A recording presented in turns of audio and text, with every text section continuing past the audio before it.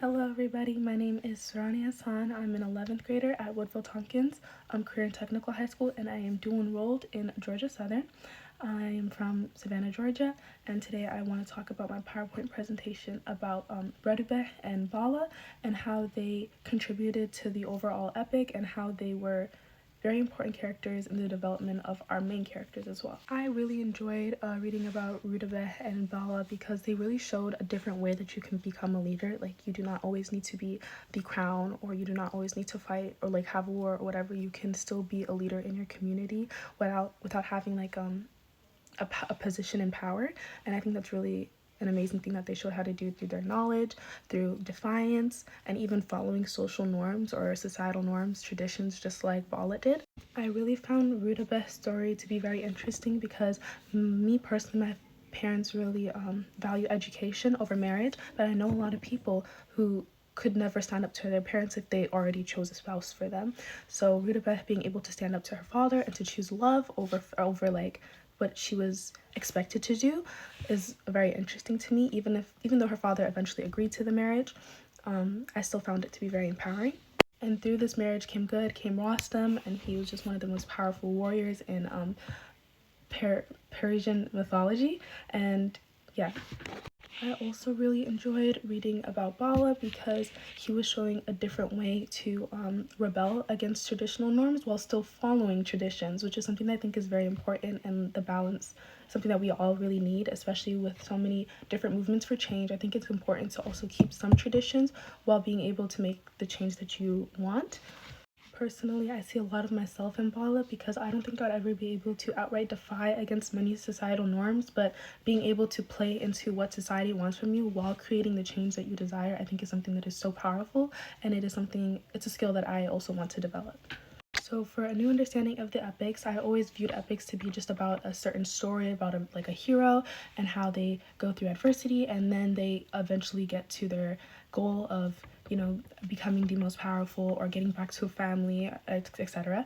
And I never really thought about how secondary characters are super important in the development of the main characters, and how secondary characters can actually teach you a lot about yourself, and that it's not always about the main character. I also think that secondary characters hold such important subplots that readers can personally connect with. There's still a very big culture of listening to what your parents say for who you choose to be your spouse, just like Rudabeh.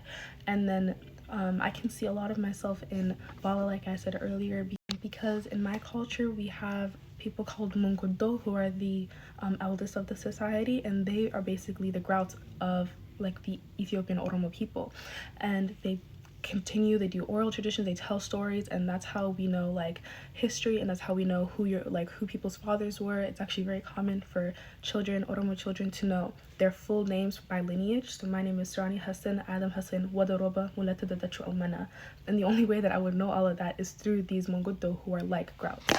Also, earlier in the course, we talked about the pros and cons of oral traditions or oral storytellings to relay history throughout generations, and I think that Bala is a good representation of the type of oral historians that we need to have in order to keep our lineage and our history as close to the actual story as possible.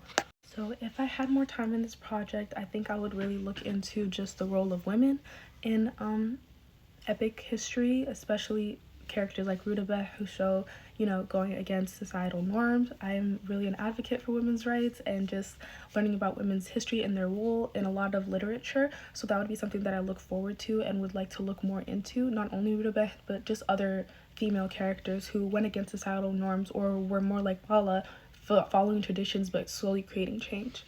So overall, this project really helped me understand that there are many different parts to an epic, and that the main plot is not, well, it is important, but there are so many other subplots that contribute to how the story will go, and there are so many reader connections that people can make that will make them, understand the epic more deeply. And there are so many even present circumstances and problems and politics that we can relate back to these epics, and we can kind of actually look for guidance or look for things that we could do differently as a society.